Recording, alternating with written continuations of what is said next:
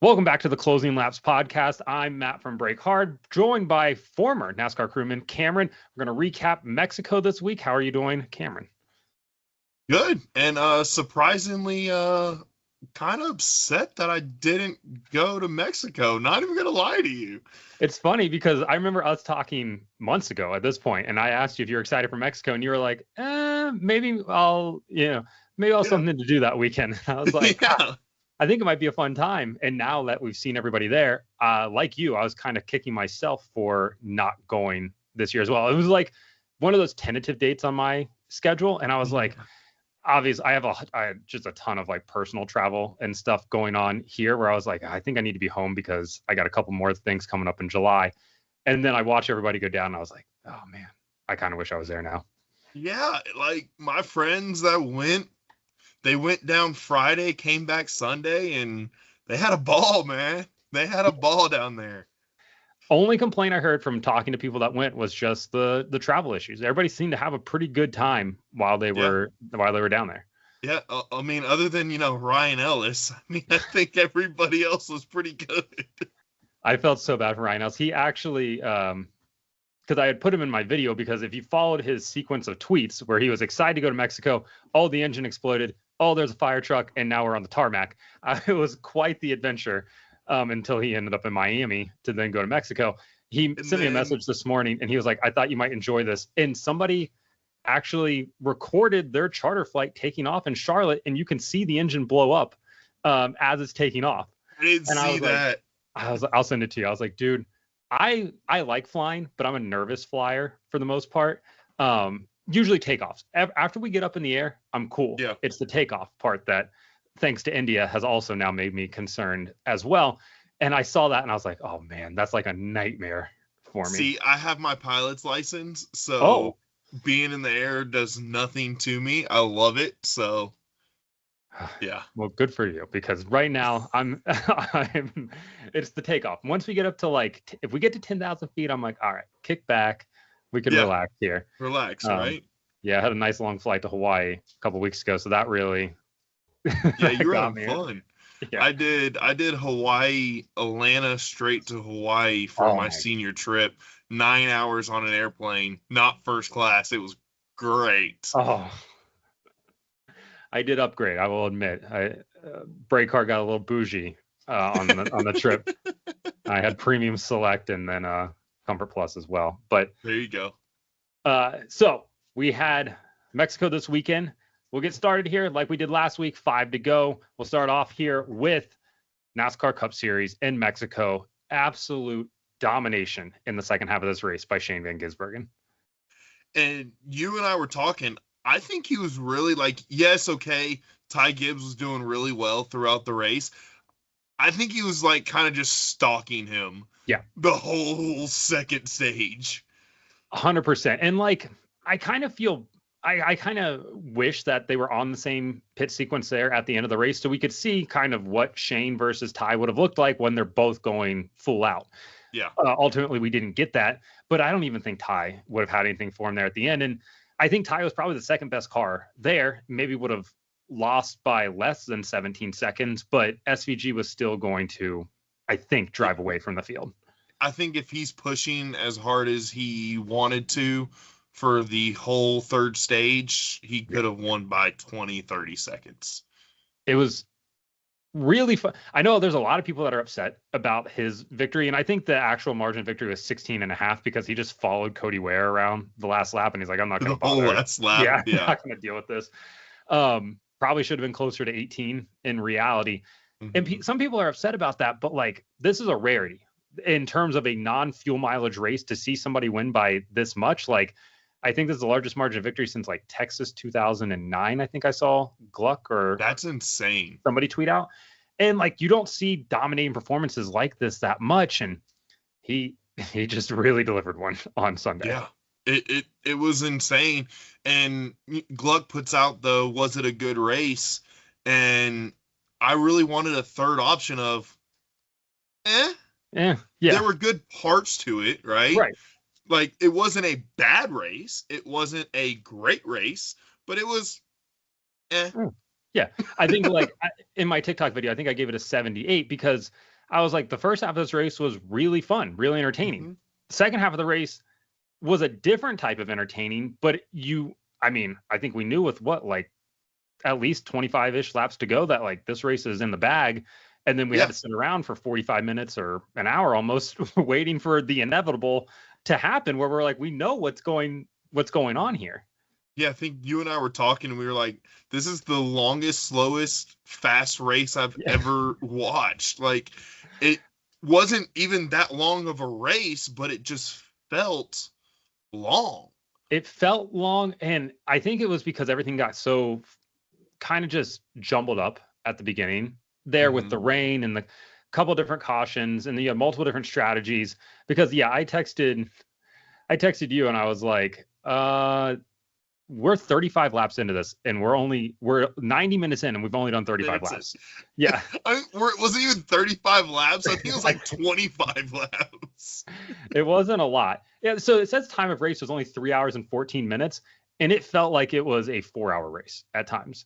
If not 5. Yeah. It just felt like it was dragging on and on. I really felt like it was longer than 3 hours and 14, but that's what Racing Reference says, so we'll take it. Yeah, it's funny. So at the end of the race, I was talking to one of my friends who does Xfinity, and he does Cup too, but he wasn't there for Cup this week.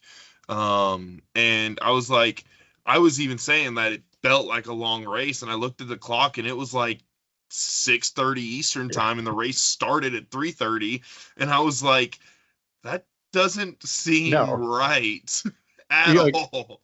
You expect it to be closer to like 7:30. Like, no, we still have plenty of time left in the day. It's just, it was a weird feeling race in a sense.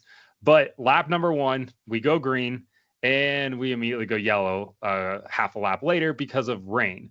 And I don't know how you feel about this as a guy that jumped over in front of race cars coming into pit stalls. But for me, I wish they would just let the teams decide. Just say, hey, it's raining. You decide if you want to stay out on slicks or if you want to come in and pick out or put on wets. We're not going to. Well, they threw a caution for it. That's what I mean. They threw a caution. Okay, I get what you're saying. I just wish they wouldn't throw the caution. Just let them decide and keep going. I got you. Yeah. I got you. So I get what you're saying on that end of it.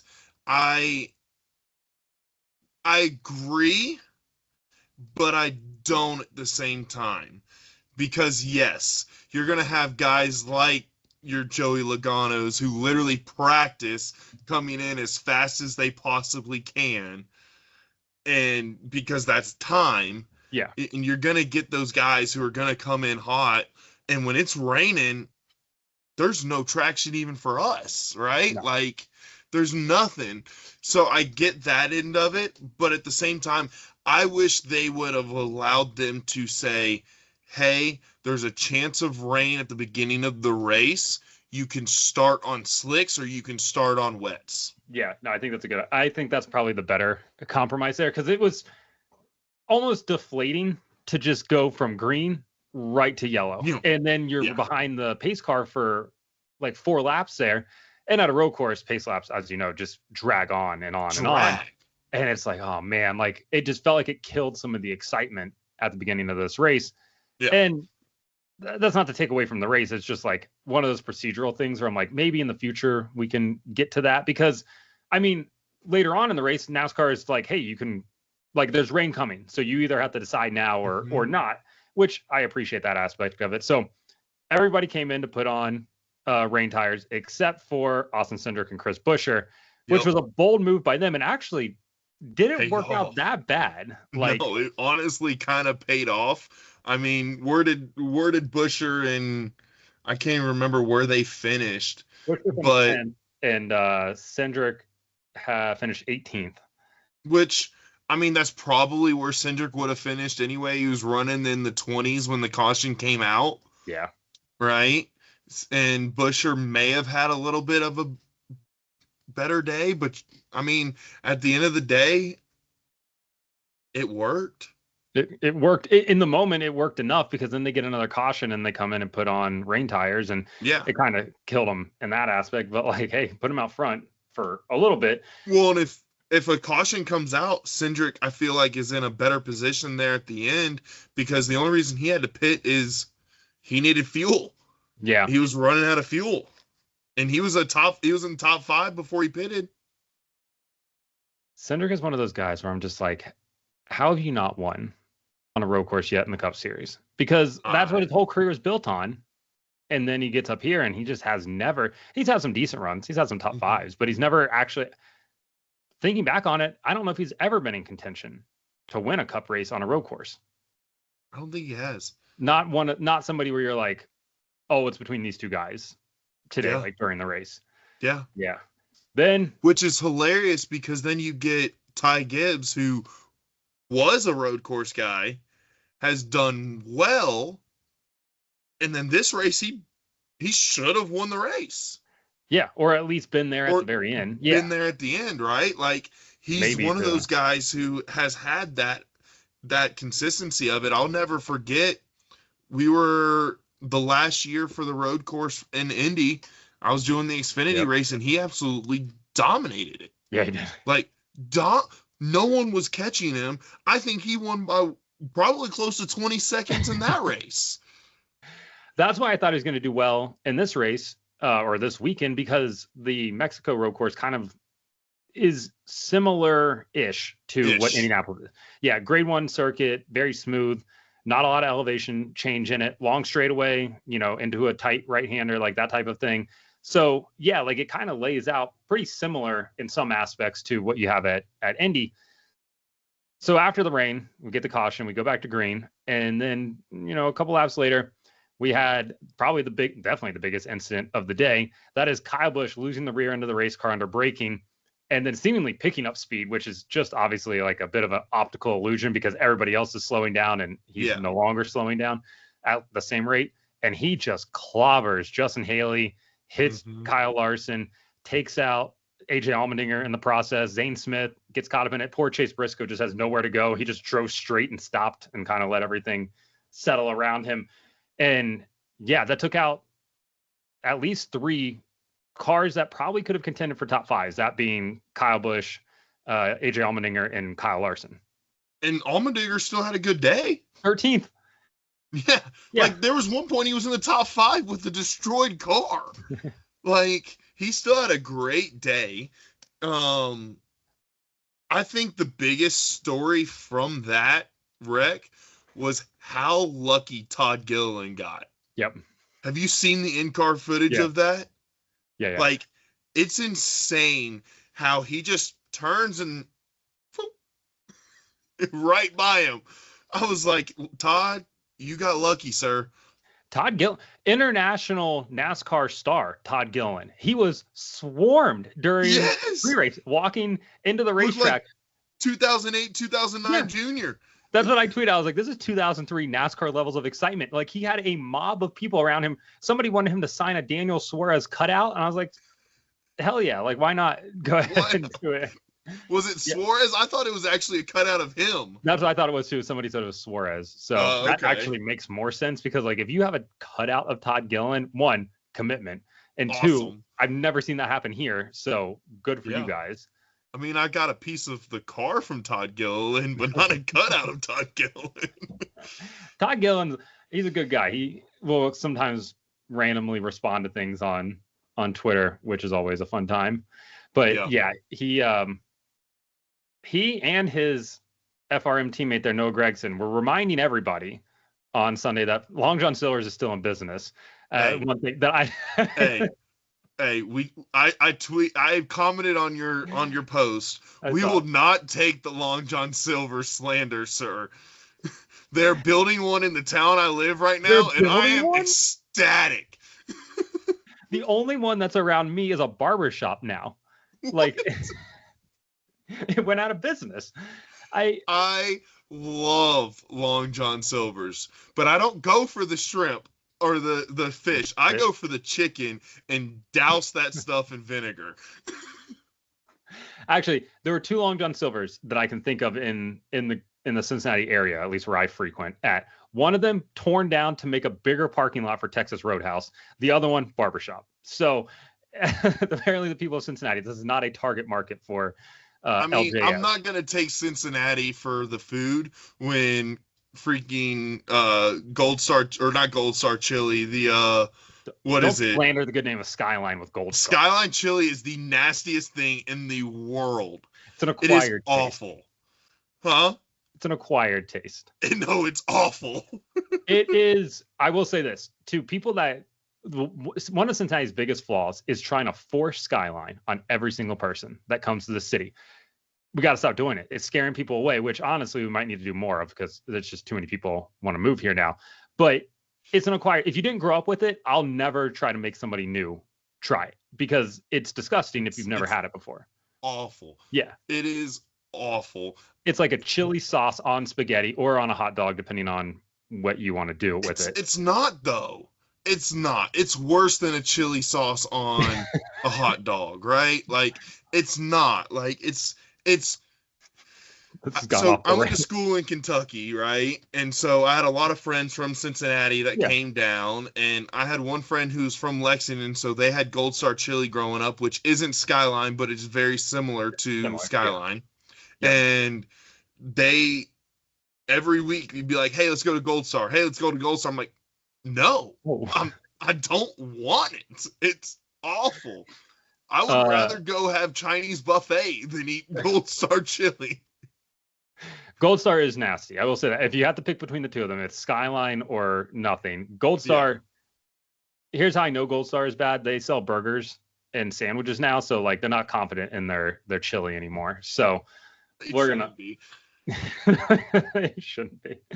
All right, so that was Cincinnati chili talk for the podcast.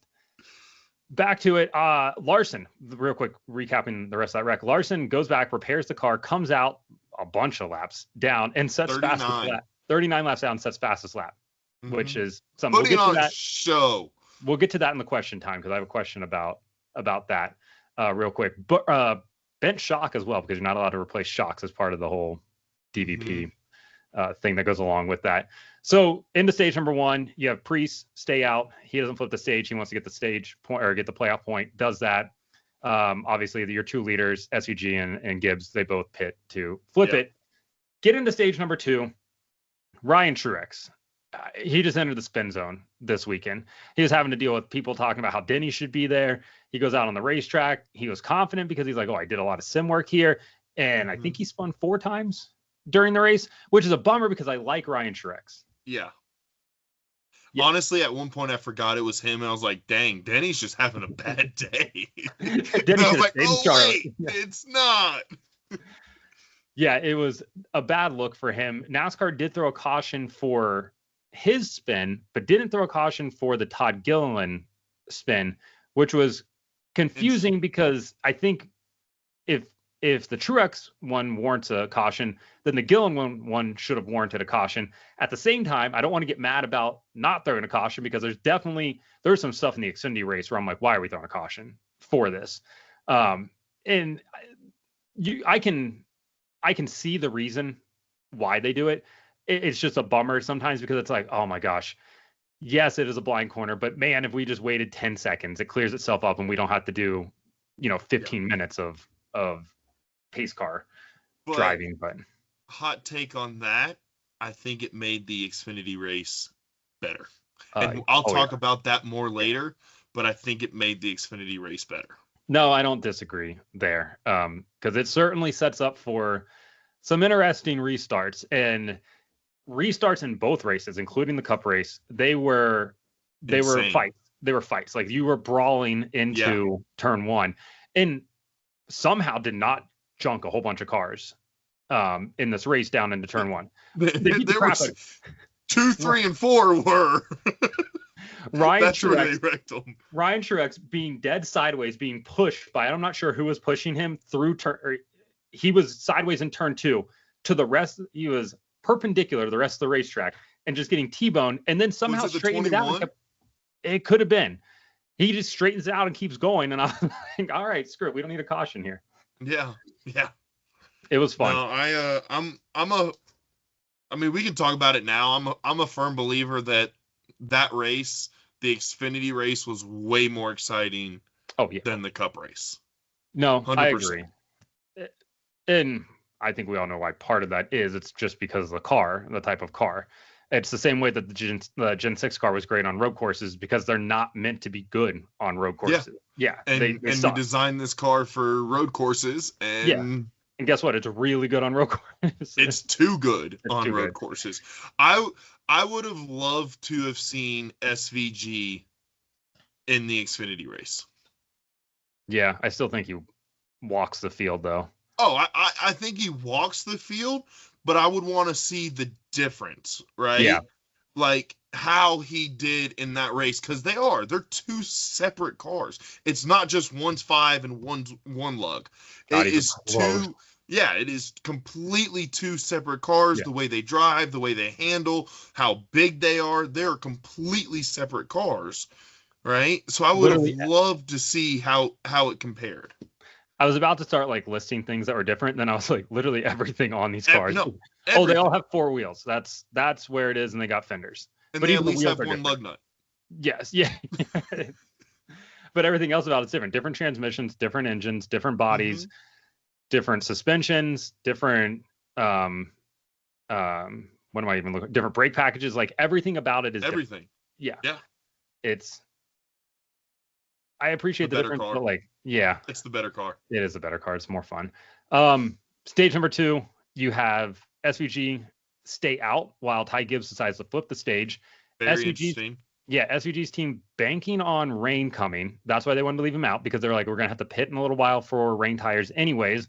They leave him out. He doesn't pit underneath the stage brake either, so he restarts as the leader. And the rain never came, which was bad until Carson Hocevar showed up. Which I need to make a point. We talked about last week that he was a rookie. We're not perfect. No. He's not a rookie. Not a rookie. I feel like he feels like a rookie just because we didn't talk about him last year at all. Yeah. Like for the most part, like he had a 3rd place run at Watkins Glen last year, and that was kind of like the highlight of his year for the most part. He's come out with a lot more speed this year, so he's fresh on the mind. We're like, oh yeah, I haven't seen this guy around before. Yeah, we have. He just didn't pay attention to him. So Hocevar spins coming out of the stadium section, and there's some questions around whether or not he sat there long enough to force NASCAR to throw a caution or not.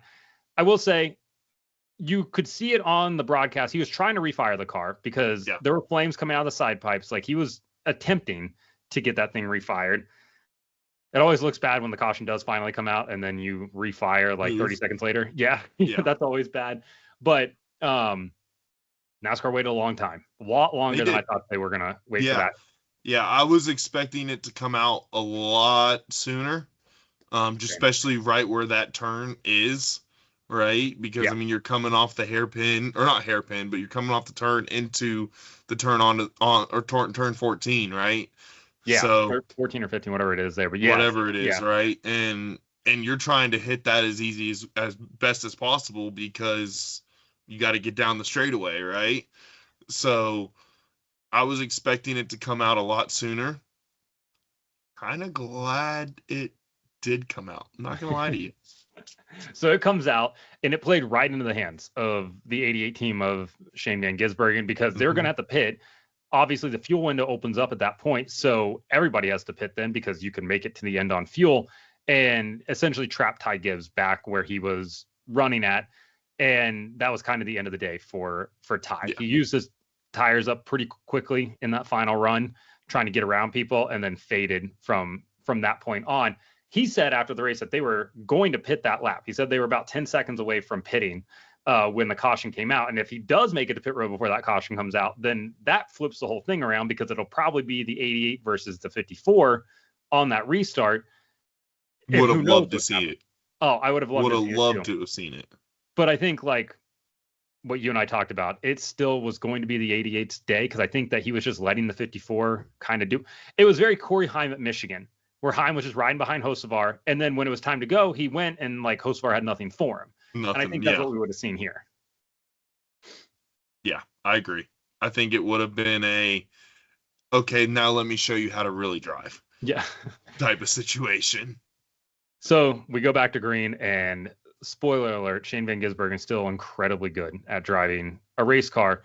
And he kind of paced himself, opened up about a 6-ish second lead somewhere in there. Pacing himself.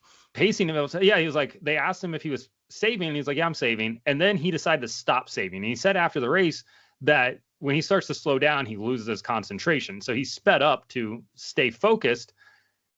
And he was a second a lap faster than everybody else and opened up a 17.5-second gap over second place Christopher Bell, which had to be just absolutely demoralizing.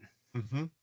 Yeah, no, it definitely did. I feel like, I mean, we talked about it last week. I said the hot take that I think SVG is a better driver than Max Verstappen. And honestly, I think he proved it, right? Like, I would love to see them go head to head. Probably will never happen because Max will never get out of an F1 car because he's scared. But he'll get into a GT3 car. He'll do that eventually, I think. But you think? Yeah, I don't think we'll ever see him on the stock car side of things. Although he did tell Connor Zilic he'd love to drive one. So maybe. We'll see. We'll see. We'll see. SVG, though, did say he texted Max on Sunday morning to ask him about racing in the rain. Yeah. Yeah. Because I thought it was interesting that Max was like, SVG was like, I don't want to drive in the rain. I was I would expect it to be the opposite, that he would want to drive in it and have the advantage of it. I think that was my favorite, second favorite quote of SVG on the weekend. He said that he goes, yeah, I hate driving in the rain. I'm just really good at it. Oh, okay. It was like a slight humble brag.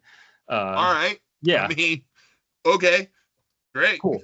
Yeah. And you proceed to just absolutely dog walk the field. Yeah. So he goes on to win the race. Like we said, Christopher Bell in second. Chase Elliott rounds out your podium. Chase Elliott showed up on a road course, which was probably a nice thing for the Chase fans out there. He had a lot of speed, just didn't have race winning speed. And I appreciate him after the race because he was like, initially, I thought we might be in contention to win. He's like, then I realized I just burned everything up and kind of had to ride there in third. Yeah, I mean, you and I talked about it before that we thought it was hilarious that Prime, yes, he is a Prime driver, and that's one of his sponsors. But we thought it was hilarious that they were just pushing Chase Elliott. Yes, he has the third most wins on a road course. We get it, but he hasn't even been competitive since this new car came out on a road course. I think this is the first time I can remember that he's been in the top 10, maybe top 5. Yeah, I was just thinking, I'll pull it up. I'm glad that you pointed out the fact that they brought up how many wins he has on a road course, because I feel like they mentioned that like 5 or 6 times during the broadcast, to the point where I was like, we know how many wins he has. We get it. He was very good in the old car on a road course. Yeah. He's not anymore. Okay, so Chase Elliott 2022 versus Chase Elliott. Well, actually, I take it back. Because I forgot about this. Indy Road Course 2023. Michael McDowell just straight up beat him heads up, but Chase was really fast that day, finished second. Okay. Yeah, finished I forgot about that one. Finished third at Chicago Street Course that year as well. Finished fourth at COTA in 2022. Second at Road America in 22. Fourth at Watkins Glen in 22. So when did we go to the 22? Was it 22? Yeah. I can never remember if it's 22 or 23. Chase Elliott 2022 Gen 7 versus Chase Elliott 23 to 25 Gen 7 is wildly different results. But I will say he finished after he got hurt. Yeah, fourth at COTA this year, fourth at Sonoma last year, fifth at the Roval. So he's there, but he, like you said, he hasn't had that race winning speed. Yeah. He's had top 5. He hasn't had the speed that we've expected him to have at road courses. Right. Like, oh, you mean when he runs into the tires at the Roval, goes to the back, and still comes all the way through the field to win? Yeah. Right? Like, there was one point, it was, all right, we're at a road course, who's going to go for second? Which is kind of how it feels now with SVG. But, but like, it was, all right, it's Chase Elliott and everyone else. And that's what it was, and that's who you were trying to beat. And now it's SVG versus everybody else, and everyone else is trying to catch him. And I actually saw an interesting tweet today about road courses, and I meant to send it to you and didn't. And it was a guy talking about how is the road course where people should be putting most of their money because it's the least chaotic and the easiest one to win and get into the playoff. It's less chaotic now in the Gen 7 era. I'll give you that. Other than Coda a couple years ago where we were just pinballing everybody around. I don't know if it's easy though. It's easy for some people, but like if you're a track house with SVG, like, guess what? 88, you're getting the best cars that we possibly have for the road courses. Same thing with like Spire. Spire has to prioritize road courses for Michael McDowell. Like they just have to, because that's in his wheelhouse for him. Road course and super speedways. Yeah. So I think for guys like that, even a Ty Gibbs now at this point, because in the Gen 7 era, he's been quick. He just doesn't have the finishes necessarily that, he deserves. So yeah, I think that those are, for certain guys, I'm 100% on board that like you have to prioritize. Yeah, this is the age of track prioritization for a lot of drivers. Like drivers that are going to road courses, guess what? That's what we're focused on to get the playoffs. Super speedways, we know who's going to be good there. Intermediate, a little bit harder. Same thing with short tracks, but like some teams are just better at these tracks. Certain places, right? Yeah. We got another round of Carson Hocevar versus Ricky Stenhouse Jr. again, which I believe will turn into a trilogy at some point. Oh, it's where we're at, Pocono next week? Yeah, it's not going to be at Pocono. No. Junking somebody at Pocono is dangerous. That'd be very dumb. I mean, it was dumb at Michigan, and here we are, right? No, Nashville. Or Nashville, Nashville. Right? And here we are. So, I mean, we go what? Pocono? Chicago. Echo Park. Oh, Echo Park. I keep forgetting about the stupid Atlanta Motor Speedway. Atlanta. It'll be Atlanta. I'm going to bleep out Echo Park. We're not getting paid for this. Chicago will be the place, though. If he's going to get him and they're around each other, 77 is going to get shoved off into a tire pack. I think it's going to be Atlanta because they're both going to be good. Dump him. He's just going to dump him. What Hocevar did to Blaney back in the spring. Yeah. Yeah. I think it's going to be Atlanta. Heck, it could be Pocono. It could be Pocono. It could be Pocono, right? Like that track's big enough. Like turn 3 at Pocono would be the easiest place to, like, an easy place to do it at. Yeah. Especially just roll up on underneath them and see ya. Yeah. Yeah, so Ricky went down, put his whole head inside the 77 car. Body almost. Told him, when we get back to the States, I'm going to beat your ass. To which Jose responded with, I effed up. Which he did. And like, I in a sense feel bad for him because it's not like he intentionally hit the 47. The 47 just happened to be the car that he was going to hit in front of him. And I'm sure when he hit him, he was probably like, damn it. Oh, shit. Yeah. He put out I don't know if you read Carson's apology to Mexico that he put out on Twitter. No. Because he said some not so great things about Mexico on his iRacing live stream this weekend that he did. Really? And he put out a thing and he was like, I want to apologize to Mexico, blah, blah, blah. He's like, I might have to be hiding out here from Ricky for a while. At least he had the self-awareness. Not the best. No. Not the best. Not the best. So, anything else from the Cup race? No. Not that I can think of. I mean, it was a interesting race. I wouldn't say it was the best road course race. It wasn't the worst road course race we've had. No. Some people are like, my mentions, or my comments rather, on TikTok are just a cesspool at times, and Facebook as well now. And there's a lot of people that are like, send the date back to Richmond. No. This was a better race than what you would have had at Richmond. And don't get me wrong, Richmond 15 years ago, I would have said, yeah, send it back to Richmond. Current day Richmond with this car, no. This is a better race that we got, and more fans were there. Although people were really hung up on the attendance again. But yeah, like, okay, it's like Bristol. I mean, there's tons of seats. Yeah. Right? Like, it's going to look empty even if there's 70,000 people there. Right? Like, and then we turn around and celebrate Rockingham for selling out 28,000 seats. And it's like, okay. So it's literally all just about the visual. It's 100% about the visual, right? I mean, you and I have talked about that in the past. Yeah. But screw giving the date to Richmond. and you know probably where I'm going with this. Give the date to freaking Chicagoland. Oh gosh, here we go again with this. No, I I'm want with you. it.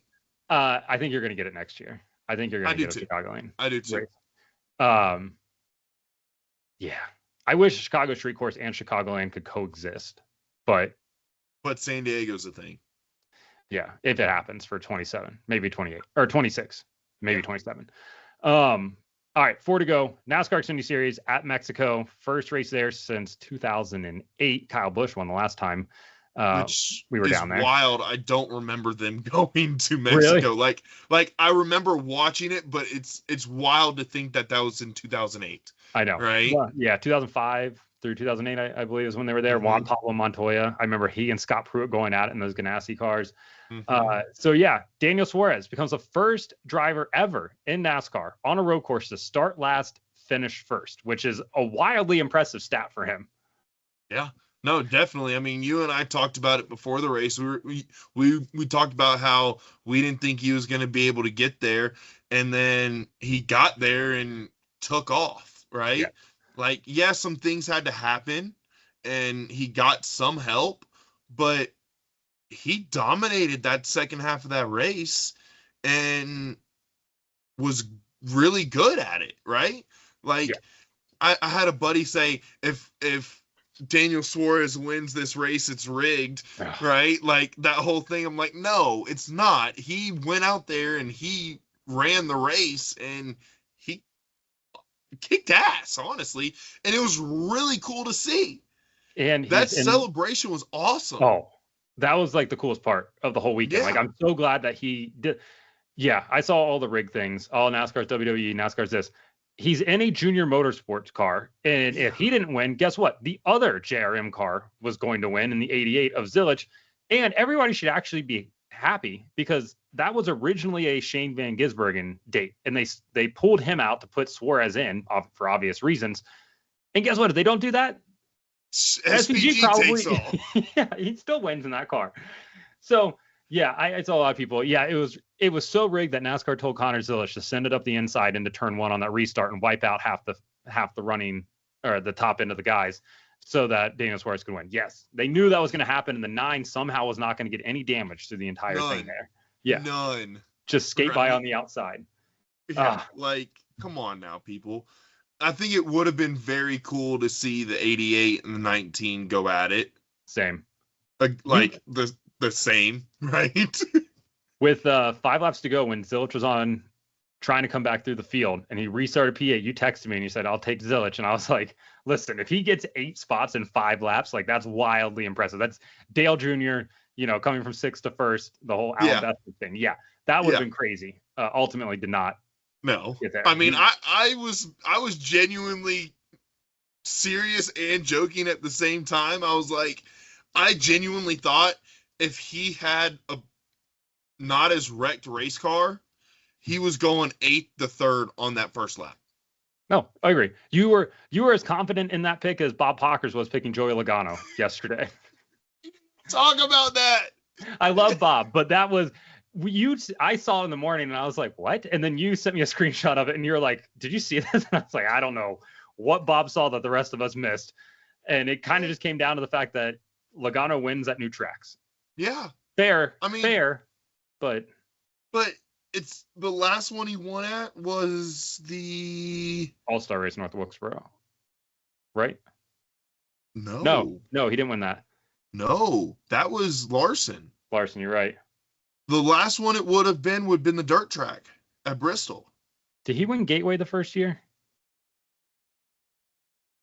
Or was that before or after Bristol? Hang on. I don't know. I should know this because I used to walk down the hallway every day that had all the pictures of it up. So I should probably know this, but there's so many of them. It's fine. Yeah, he won the first Gateway. He did win first Gateway. But what year was that? That was 22. Bristol Dirt. Was 21? Yeah. 21. Yeah. So I mean, it was a hot take. Did you see what Gluck tweeted about it? No. That Joey Logano was plus 4,000 to win, and if he pulls this off, we have to listen to Bob from now on or something like that. Would have been absolutely wild if Logano ended up finishing like 20th on the day. So well, he got screwed by his old pit crew on the very first pit stop. So did he? Yeah, they had a lug nut fall off. He stopped, went back in, they put it back on, and he went on. 21st, my bad. Yeah. One spot ahead of Todd Gillen, 2 spots ahead of Ryan Truex, who, like I said, did more spinning than anybody else this weekend. Overall, Xfinity race, I enjoyed it a lot. The celebration, Daniel getting to do the burnout in a backup car in front of all of his home fans, the Pinata celebration, him awesome. Speaking Spanish, his wife, like everything there, Dale Jr. down in victory lane as well to congratulate him. Like, it was just a cool moment, and happy to see him get that moment in front of his hometown fans, because he's definitely been a embattled driver. Like, he's once again this year facing questions over the future of his, ride at Trackhouse. And it certainly didn't help on Sunday when his teammate went out there and dominated the day to really be like, hey, Justin Marks, you can't get rid of me because I'm in the playoffs now. That's worth an extra, like $3 million? So, if not more. Yeah, depending on where you finish at. Yeah. Yeah. So Suarez wins there. Now everybody's off to Pocono this upcoming weekend. I will say this. I looked at the schedule earlier for these Xfinity guys. They're screwed. Whoever set up the schedule to go from Daytona in August to Portland the next weekend just hates these Xfinity truck drivers. Dude, we talked about it a little last week. I mean, they're going from Charlotte to Mexico, Mexico back to Charlotte, Charlotte to Pocono, Pocono back to Charlotte, Charlotte to Atlanta. That's an easy one. What was it? Huh? That's an easy one. And then they go to Chicago. Bad. And then they go Chicago to Sonoma, to Dover. And I'm not sure if people know this. Sonoma is in Northern California. Yeah. Dover is on the Atlantic Ocean. Is in Delaware. Yeah. So those like two states are not anywhere near each other. Right? And then you go Indy, which is middle, not close to Delaware. No. And then Iowa. So they're going Dover, Charlotte, Indy, Charlotte, Iowa, Iowa. It gets better. Iowa, Charlotte, Watkins Glen. Why couldn't we have gone Dover, Watkins Glen, Indy, Iowa? Well, you see, we want to diversify the schedule. Honestly, it all comes down to the broadcast partners and what races they want is pretty much it. It's so bad. Which is kind of why I was surprised that Prime ends their coverage with Pocono. I figured they would want like another marquee event, like they open with the 600, give them. I figured Mexico should have probably been their last race, just another big race on the calendar. But yeah, it's why TNT is opening with Atlanta. I'm sad that it's going to be over after this week. Same. I'm so bummed about it. And then practice and qualifying coverage switches off of Prime as well after this weekend and goes to True TV, starting at Atlanta. So yeah. So everybody's got to figure out where True TV is. No longer is it March Madness in the first 4. You have to now figure it out in July. In July, right? Yeah. So good luck, everybody. Hey, but we can always use Max, okay? You can always use Max if you have the sports package, which is like an extra $10 a month. So whatever it is. Oh, Lordy. Let's go. All right, 3 to go. Should we go back to Mexico? There's no deal signed either. So we're non-committal at this point. Yes. Yeah, I think that it's a yes. I think that there's certainly things they can do to improve it. A lot of it goes on like the team side of things. The teams sound like they want to control their own travel for next year, which do it. They have whole departments that do travel for them. So instead of, one person doing it for all of NASCAR. Yeah. Did I tell you that? You told me that. That sounds bad. Yeah. One person. There was one lady doing it for all of NASCAR. Yeah. Let the teams set up their travel. They do it every week. Yeah. They can also do the charters themselves as well. Yeah. I know Flying International comes with a lot of different rules, regulations, paperwork, everything that goes along with that. But they can figure it out. I think they don't go back to Mexico though, and go to Canada.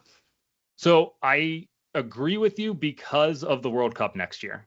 I think that the World Cup being at the same time right now that this race happened, World Cup runs from June into July. And I think that it's just going to be too much to do because Mexico City's hosting World Cup games as well. Yeah.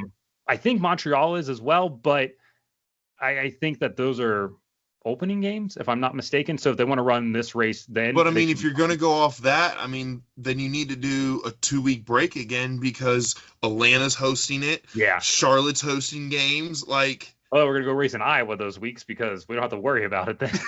Like New York's hosting games, right? Like the whole Eastern Seaboard, Dallas, like everybody's hosting games. I mean, yes, you're going to have to compete with it, but this is also why I think we need to go to a 2 races a week schedule. Oh boy. Wednesdays and Sundays. Cut the season down. Stop trying to compete with football. We could do it pretty quickly, honestly. But it comes down to ratings. And hey, guess what? Once again, it comes down to the broadcast partners. But like during COVID, yes, I mean, nothing else was on. Yeah, but the rating was bad. Were they? Yeah, they were pretty on bad. Wednesdays? Unfortunately. And in fairness, we had a nighttime Martinsville race for one of them. And nighttime Martinsville races just aren't good in general. Races. Like, they're bad. So, yeah, I think we go back, but maybe not next year. I think we probably go back in 27, if I was going to guess. One thing Gluck brought up on his podcast that I thought was interesting is he talked about how some of the fans were mentioning how the tickets were too expensive to what Mexican fans were used to. And I guess, according to him, I didn't look at sitting in the stadium. I had priced out sitting on the front stretch. And for a weekend pass, so Friday, Saturday, Sunday, it was like $400 a ticket, which, see, you and I in America, we're like, okay, like 3 days, that's kind of what you come to expect. I think in a country where my total bill came out to be 15,000 pesos, which is about $800 US, I think it's harder. No, 100%. But they said they said the stadium tickets were like $65. And when Formula E was there back in January, they were only $10 and the whole stadium was sold out. So I know the promoter has a fee. They have to pay NASCAR and everything, but maybe work on the ticket prices there just to get more people in the door. I want to see it go the other way. More expensive? No, the track. Oh, okay. I want to see them come through that hole and go through that and go out. I don't know if it'd be more loud or the same. I feel like it might be more loud. I like it. So that was one thing I was happy. Most of those fans had never seen Gen 7 Cup cars before, and they all mentioned how loud the Gen 7 Cup cars are, which people keep telling me all the time, oh, they're not as loud. They're not even as loud as the old car. I think your ears are just broken. Like they're so much louder. They're loud. I can promise you that. Yeah. They're loud. They're louder than Xfinity. They're louder than trucks. Oh, 100%. Yeah. 100%. They're loud. Don't get me wrong. And, you know, when you have ear molds in and you're at Daytona and still hear them through the ear molds, headsock, helmet, and can still hear them really loud, they're loud. I was at Martinsville last fall and had the ear mold, everything in, like, because I am one of those people that I'm like, I'm putting earplugs in anytime I'm at the racetrack. My ears rang for a solid hour after that race when I was in the car driving home. Yeah. Like I made the mistake in 21 or 22. I think it was 22. Yeah, 22. I made the mistake at Bristol. I was in the pits and didn't wear anything. No. It was awful. Were you just deaf for like a day after that? It was bad, dude. I wasn't even pitting yet either. I was just there as a fan, and it was not a good decision. No, that sounds bad. That sounds bad. Because I wear custom ear molds that are made for my ears, right? So I've gotten soft in my old age. Shout out Sound Gear. I don't know if yours are Sound Gear or Oh, not? they are. Yeah. Okay. Oh, they are. Sound gear. I had some REs, and sound gears are 10 times better. That's when I was on. I got those when I was on the Willie truck. Okay. Yeah. Shout out William Swalch. Go figure. Tab Boyd, not a fan of Mexico. I don't know if you saw his tweet I about did. it. I saw your video about it, and that's why I saw it. Okay. I don't know where they stayed at. Very interesting take. All right. I mean, yes, you're gonna have those people that just don't want to be there. Yeah, which is fine. Let me clarify that. Totally fine. I get I've been places I don't want to be before either. So you're just miserable. I get it. But at the same time, like, you're there, might as well enjoy it. Yeah. That's right. That's kind of the thing about, and maybe it's just because we're younger than Tab Boyd, and like you have this sense of adventure still where you're like, I want to go see different things. Like, I'm not cynical yet for the most part or anything like that. Like, depends on what it is. Anytime I go to a new place, I want to go walk around. Like, I spent nearly 3 weeks in Hawaii visiting my girlfriend while she's there on work, and like I walked around all of Honolulu. Like, I am well versed in Honolulu. Did I walk in some place I probably shouldn't have? Yeah. Like, I got a story. I was like, oh, this was borderline bad, but we lived to tell about it. And you said it best. Let's not talk like, Daytona is a great city. Daytona. So when I go to Daytona, I was there for the 500. I'm going down again for the summer race. I don't stay in Daytona. I rent a house 30 minutes north on the beach, away from everything, because Daytona is bad. Let's not talk like Richmond is a great city. Yeah. Like bad. Gateway, East St. Louis. No. Not a great city.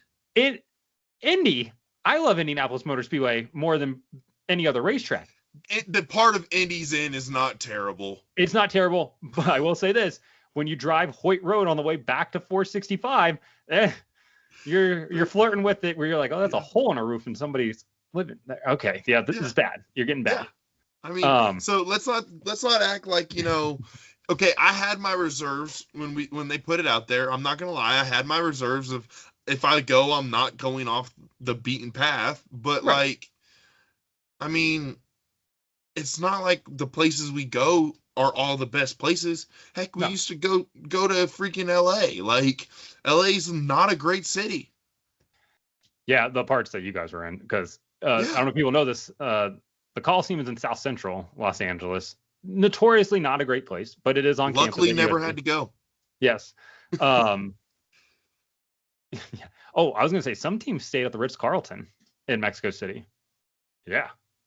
I'll tell you who. That. Yeah. Call them up and be like, hey, you guys hiring? Because, listen, here's my thing. If the company's sending me and they're going to put me up in the Ritz-Carlton, hey, Mexico City might be the greatest place on earth. We're going to go find out. We're going to. Yeah, we're going. I'm down. Let's go. Right. All right. 2 to go here. This is something you texted me about the other day. Fox coverage versus the CW coverage. And can we just convince NASCAR Productions to do all the Fox coverage? So here's my question for you. Yeah. And we spoke about it a little bit. You and I grew up in a time where Fox was it, right? Sure. Like, if you're watching NASCAR, if you want to watch the best NASCAR, you're watching Fox. Or DW, Mike Joy, like, you're watching Fox.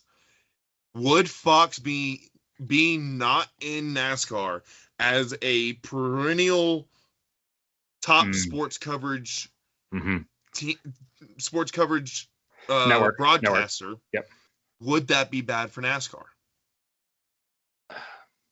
As much as I despise Fox's coverage more often than not, they do serve a bit of a purpose just from a marketing standpoint. And I only say this because they have the Super Bowl leading into the Daytona 500. So you're getting placements for the 500 during the Super Bowl, which helps out the 500 a lot.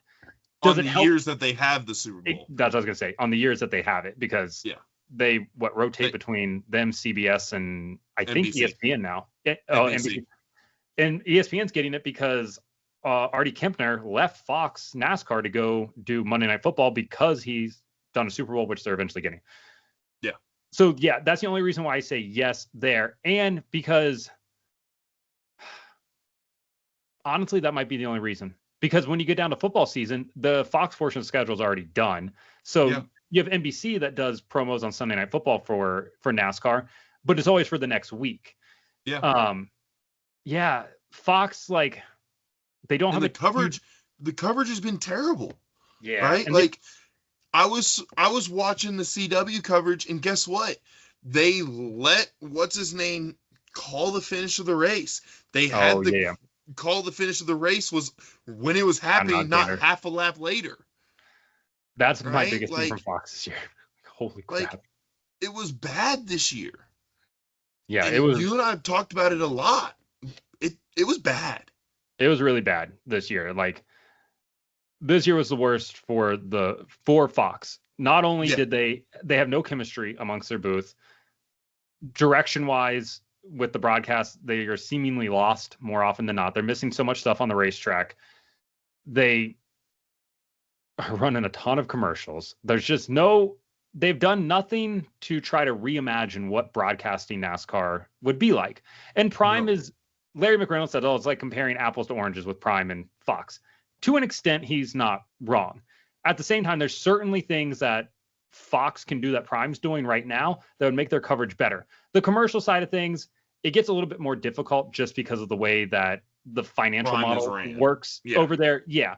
But there's certainly things they could do with ads that they just refuse to try, and it's because they don't want to pitch it to their advertisers, or the advertisers that they traditionally pitch to aren't interested in that because they see the returns that they currently have, which are, decent. But yeah, if you were like, hey, NASCAR loses Fox, is it a big deal? Probably not, because listen, we lost ESPN. We moved away from ESPN, and the sport kept running and ratings increased. Like, it's not that bad, and that's the worldwide leader in sports. So terrible, losing, but the self-appointed title by them. So for Fox, I don't know if losing them would necessarily be a detriment to the sport. And we've seen, not that I'm saying this is going to happen, but we've seen over the last couple of years, broadcast networks selling their rights to other networks. ESPN just recently did it with the college football playoffs. They sold select dates to TNT to show. We saw NBC do it last year. They gave dates to the CW, the final 8 races of the year, I believe is what it was, to show that. So it's not out of the question to, in the middle of the contract, offload that contract the same way you would offload a baseball player. Yeah. Maybe one of the better hitters in the league just ends up on the Giants and they pick up his whole contract. Like, okay. We don't have to go there, all right? You're still better. Huh? So you're still better. Oh, I mean, we got the best player in the world pitching tonight. That's why I'm wearing his jersey, but, Are they in Kansas City tonight, or are they in LA? San Diego. Why did I think Kansas City? And I think it's a 10-10 pitch probably. It is a 10-10, but I can't remember if we're home or if we are, because I'll be watching it. I don't care. No, it's in LA. Okay. Well, that's great. They should have done a Shohei Ohtani bobblehead night again tonight too. Really pack the place out. Oh, it's going to be packed no matter what. I mean, it's going to be 56,000 strong. When he's here in Cincinnati next month, it'll be packed. We're going. We are going. We're going. Closing out the podcast field trip to Great American Ballpark. There we go. All right. So yeah, I don't think that losing Fox would be the worst thing in the world. And who knows? We'll see what happens here. Hopefully Prime saw the return that they were hoping for, and maybe whether it's during this current 7-year deal, which we have 6 years now left remaining after this one, or the next deal that comes up, maybe they can pick up more. Last lap question time. I came with 2 questions this week. I don't know if you have any. I have one. Okay. I'm going to start off with, I'll go mine, yours, and then we'll finish with mine. Should Kyle Larson be allowed to get the point for setting fastest lap despite being 39 laps down or whatever he was? Like 37, 39, something like that. He's in 37th place, in 30 plus laps down. Should he be allowed to get that point? Yes. Okay, I agree with you. Should get 2 points for having to rebuild. Because it's that impressive. Like, Come on. I mean, he did it with a broken car. Yes, he was around nobody, but like neither was SVG, Yeah, fair. Yeah, because in right? Formula One, if you were outside when they did fastest lap point, if you were outside the points, you didn't get to keep the point for fastest lap. Yeah, but the way Um, Formula One does stuff is stupid. they even got rid of it, which I was actually shocked by Yeah. that aspect of it. Mhm. No, I'm with you though. Some people were upset about it, and I'm like, first off, the chances of that point really mattering when it gets down to it is pretty slim. But it could, and he is in a regular season battle with William Byron for And he so. lost by 1 point last year. Good point. Good point. I take back what I said. I forgot about the 1 point thing. So yeah, maybe it is the 1 point that sends him over the edge. We'll Never see. know. All right, hit me with yours. My question actually has to do with Formula One. Oh, okay. And you talked about it a little bit in a video about how they're trying to get another date in another country. It'll be the United States, Yeah. right? More And likely. we always say that Formula One is the most popular racing in the world. Hmm. But yes, it is by pure population. But my question is if they were to do 20 or 36 races in one country, would it be as popular? No, absolutely not. Supply and demand. Same thing. We always Right? talk about. Like, Yep. my thing is with it is if the United States, which I heard a rumor that there's possibly going to another country other than Mexico or Canada, another large country, which I'll talk to you about in a little bit. Is it an Asian country? No, it is Oh. not. Oh. It is not. All right. You'll have to fill me in when we're done here. Yeah. Wait. Okay. Yep. Let me know when we're done. I have an idea. But like if we did country, and only had one race in that country, we would average the amount of people that they have too. Solid chance. Like, definitely. I mean, think about it. When the Garage 56 car went to Le Mans 2023, it was a fan favorite because it's unlike anything else they've ever seen. Now you throw 36 of them out there every single weekend with the drivers that we have, big name drivers, and maybe you get some wild card entries as well. Yeah, like they're gonna put butts in seats. Like that's just what's going to happen. If Formula One if they ran 36 races in the United States, no. They'll have a marquee, one or two marquee events, same way NASCAR, IndyCar does. Yeah.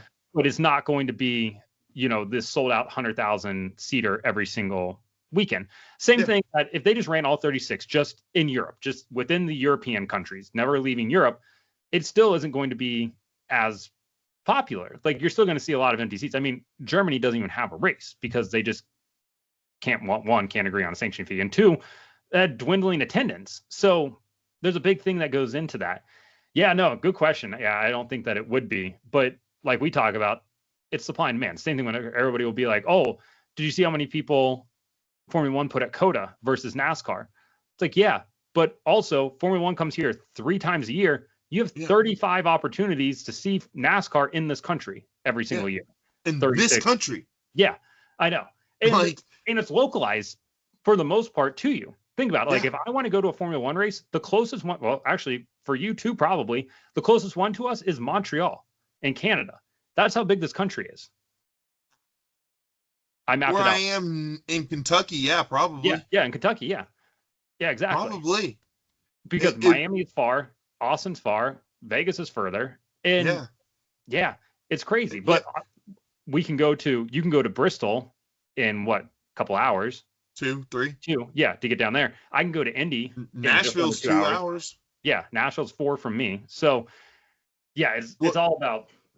And what people don't realize with NASCAR is I think it's 2/3 of the races are within 3 or 4 hours of Charlotte. Yeah, that's a bit of a problem that people don't want to talk about, but yeah, it's a huge problem. But at the same time, we're still getting people to go to the races. Yeah. Well, that's when people this past weekend were like, why are we going to Mexico? We could just go to Rockingham. And I'm like, we have an oversaturation in the area already. We're not going to go. It doesn't grow the sport to go to Rockingham. As much as we all love Rockingham, it doesn't grow the sport. Like it doesn't. I would take a street race in Denver over a race at Rockingham just because that's an underserved market. There's nothing. Their closest race is Kansas, and I don't know if you've ever driven across Kansas from Denver to Kansas. It is so long and so boring. So for them to go to a race, like they have to suffer an 8-hour drive almost to get there. Yeah, it's bananas. All right, last question here. So remember back when SVG won at Chicago and every driver was mad. They're like, he came in here and embarrassed us. It's a bad look for us. Is it more embarrassing what he did to them this past Sunday than what he did to them in Chicago? No. I think it is. I'd say no because it's what we expect now. Like, yes, he dominated and yes, he destroyed the field, but when you say SVG now, it's not, oh, who is that? Like, fair. My mom doesn't watch NASCAR whatsoever, and I say SVG, and she's like, oh, that's the driver who's really good on road courses, right? Yeah. Right? Like, it's expected. And when he came into the Chicago road course race, it was, oh, it's just another driver. It's the first time he's been in the car, and he goes out and wins. Yeah. As a person that consumes a lot of motorsports, probably more than I should, I was very aware of who SVG was when he came over. So, like, I think for some people it wasn't a shock, but like, obviously there's a lot of people that just don't watch Australian supercars, which totally fair. It's on the middle of the night. So why would you? Yeah. And for that, I will say the reason I say, yeah, it is more embarrassing what he did yesterday versus Chicago is because a lot of people in the industry kind of held on to this whole, well, it's a street course, which he's really good at. It's in the rain, which he's really good at. That's why he beat us. Like, they had an excuse. Oh, he only won because of these reasons right here. Now, equal playing field, dry racetrack, purpose-built racetrack. Yeah. Purpose-built racetrack as well. In a car that everybody has 4 years in now versus his, half a year and select starts. Yeah. And he goes out there and wins by 17 seconds. And it's like, you guys haven't gotten any better over time. And I know people will be like, well, he hasn't won any other road course races, which is 100% true. I will say there's a difference between the equipment that he's in now versus the equipment that he was in last year.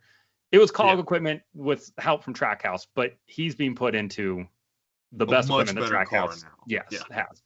And that's not a knock on Kaulig. I think Kaulig does a pretty good job.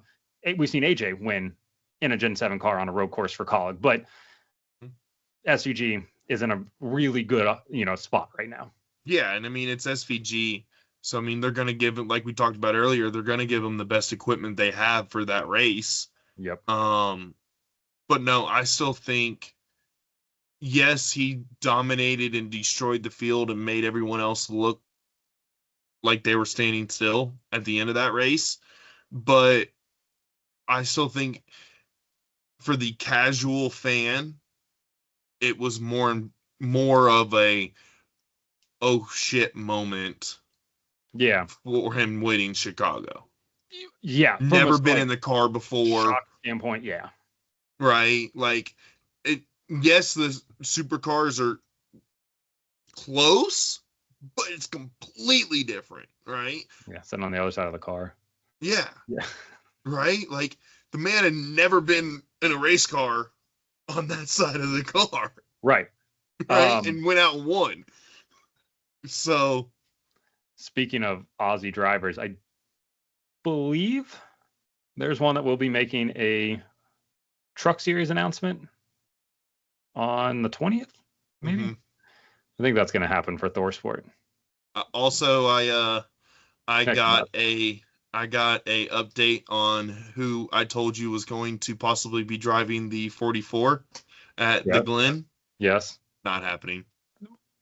The name you told me, I was baffled when you told me, and I'm incredibly happy for that driver that it's not happening. See it because it was going to be a bloodbath out there, and not in the way of like SVG dominating the field. Like, where's he at? I wanted to see it. That made no sense to me when you told me. I was like, okay, we're the dumbest timeline if that ends up happening. I did see the 44s in the race this weekend though with Brennan Poole. With Brennan Poole, yep. Yeah, that's pretty good for them. So he'll be doing all three races. Oh yeah, Friday Friday afternoon Truck Series race this week. Mm-hmm. 5 p.m. Eastern time start from Pocono on Friday. Thank Always lovely. God they don't have the ARCA race there this week. Oh God. I was there the year the ARCA race rained out, and we had to do the truck race and the ARCA race and the Xfinity race on Saturday. Yeah, I remember that. That was not a fun time. It was not fun. It was awful. Nobody wants to watch that much Pocono in one day either. I didn't want to be at Pocono that much in one day. Is that the year the Majeski wrecked like on the front stretch trying to clear himself? I think so. That might have been too long ago. I don't remember. Yeah, doesn't matter. I've slept since then. All right, so we got Pocono this weekend, trucks on Friday, Xfinity on Saturday, Cup on Sunday. We have IndyCar Road America on Sunday as well. If anybody's interested in that, you can tune in for that. I believe Formula One is off this weekend. Yes. Side note, did you see the transition Fox did last night for Joseph Newgarden and went into him flipping?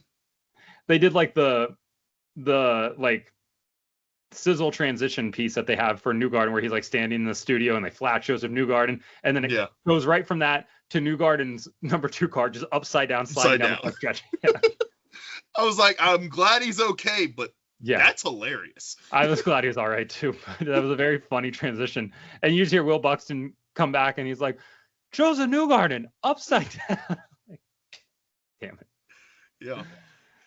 Who is anyone running the Truck Series? I haven't looked yet. I haven't seen the entry list yet. I did see Patrick Emmerling is running the 07 Spire truck this weekend though. Bought it, but I mean, but what are we doing? Once the good equipment. Yeah. I think it's going to be someone we don't expect. In the trucks? Mm-hmm. Winning? Yeah. I don't know who, but I think it's going to be one of those where it's someone we don't expect. It's going to be one of those races where Corey Heim dominates the day and then doesn't win because he gets taken out on somebody else's nonsense again. Mm-hmm. Yeah. See how that goes. Xfinity race, Chase Elliott's in it in the 17 car for Hendrick, which I got told that a month ago, and I guess he just wants more reps, so good for him. But becomes a favorite to win that race. I'm not sure who's going to be in the 19 this weekend. I would imagine Almirola, maybe. I about to say, I think it's Almirola. Okay. And then in the Cup race on Sunday, Denny Hamlin's back, and the internet very much thinks that he's going to win the race because he's a new dad. I'll wait and see what practice shows us. Yeah. But yeah, he definitely has momentum. He won at Michigan as well. He does. Who's your picks? Truck Series, I'm trying to think here. I don't want to go Heim because that's such an easy pick, and I don't want to do that. You know what? Give me Ben Rhodes to come out of nowhere, Kentucky boy, on your side of the river there, to take it. Xfinity, I'm going to go with. This feels like a Justin Allgaier race, maybe. So I'll go with him. That's what I was gonna say. I was gonna say Allgaier. Cup race, Toyota's been pretty decent at Pocono. Mm-hmm. A guy that definitely needs a rebound, and I have no reason to pick him because he certainly hasn't had the speed yet this year. But I'm gonna go with Tyler Reddick to show up and maybe get that win. He's gonna win eventually, right? So why not start this weekend? Give me the other Thor Sport car or Thor Sport truck, the Majeski. Okay, I thought you were gonna say Matt Crafton. I was gonna be like, why? No. Majeski. Give me Justin Allgaier. All right. And then give me the 20. Oh, that's a good pick. C. Bell. Yeah, he's gonna have speed. Give me C. Bell. Definitely gonna have speed. Actually, I lied. Don't give me C. Bell. Give me my guy, Ryan Blaney. Ooh, side of his first win. Give me my guy. He won there last year too, didn't he? I think he did. I'm not 100% sure on that one. But probably of the people I've met, probably my favorite driver that I've met. Down to earth guy. Give me RB. Yes, he won Pocono last year. I wasn't losing my mind. Good pick. All right. We're working on getting a Twitter. Wait, did you set up a Twitter account for this? Twitter is up. All right, let the At people know what it Closing is. Laps. Nice. At Closing Laps on Twitter. This is getting posted to Break Hard again. Eventually, we'll work in a Closing Laps YouTube channel. Yep. That way we can start getting followers and everything over there. But for now, it is on Break Hard. So you can follow me there at Break Hard blog on Twitter. You can find me on Instagram. Let me reset here. You can find me on TikTok at Break Hard, Instagram, Twitter, and Facebook, all at Break Hard blog. And you can find me on Twitter at _ Full Send Racing. Yeah, opposite end of the spectrum there for us. I'm Break Hard, and when I made it, I didn't think about it, but I love it. Works out pretty well. All right, we'll be back next week and recap everything that happened at Pocono.